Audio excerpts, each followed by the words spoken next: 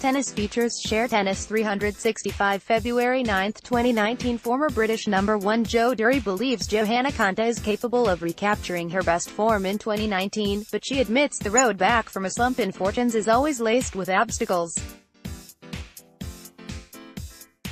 Speaking exclusively to Tennis365 at the Federations Cup match featuring Team GB and Bath, BT Sport commentator Durie offered hope that Konta could make it back to the elite end of the game after an alarming dip in fortune since her run to the Wimbledon semi-final in 2017 saw her slip down to a current ranking of 39.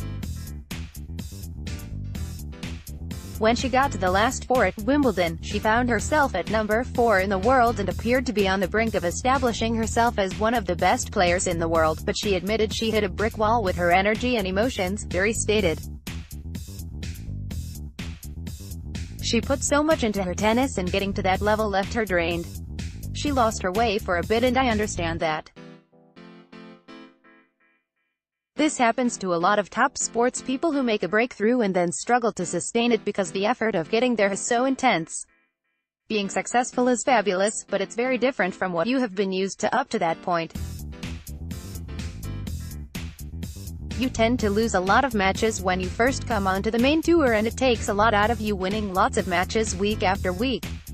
After a dip in form and fortunes, it is always hard to get back to the levels you achieved when you had your best days, and maybe an event like this Fed Cup tie in front of a wonderful crowd in Bath can reignite her career. British number 2 Katie Boulter has impressed in Britain's Fed Cup matches this week with some high-pressure victories, with Durie suggesting she could soon join Konta in the game's elite list.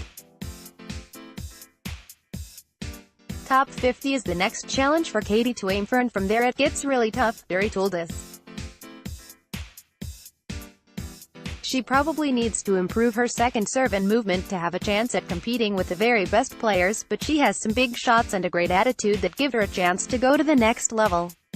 She looks the part on court. Durie believes the excitement generated by the Fed Cup success of a team led by coach Anki Othivong has been a huge boost to the women's game, with mass media coverage still arriving despite plenty of competition from major football, cricket and rugby matches.